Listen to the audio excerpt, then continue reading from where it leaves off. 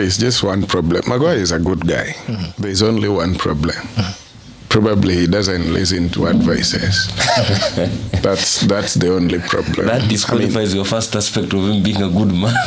No, there are good people who they just have one mistake.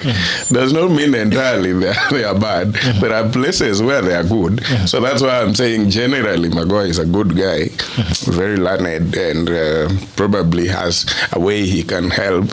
But on listening, I doubt if he listens to advice.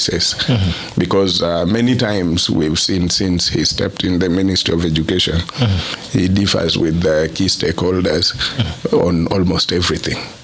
The parents, the NAT, the whatever, all of them, most of the time he has differed with them.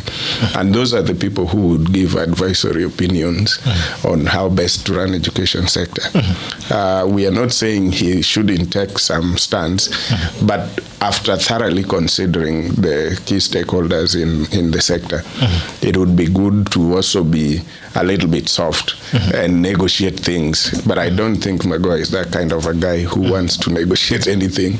He wants to take a stand, and that's it.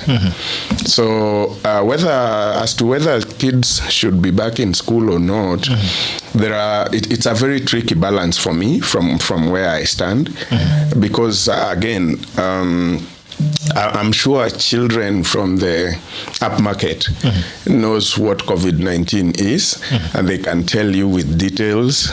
But kids from the Eastlands and other places like that are playing all over and do not know there is COVID. All they know is they are not going to school.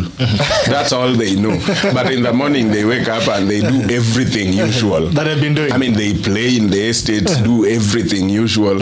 Only this other side of the town is where every kid, including the 1-year-old, is telling you there is COVID-19. I mean, don't touch me. Anasema hatujaona ule mtu wa corona. Unajua alikuwa ameanza kuita nani? Unataka kwa mtu wa corona.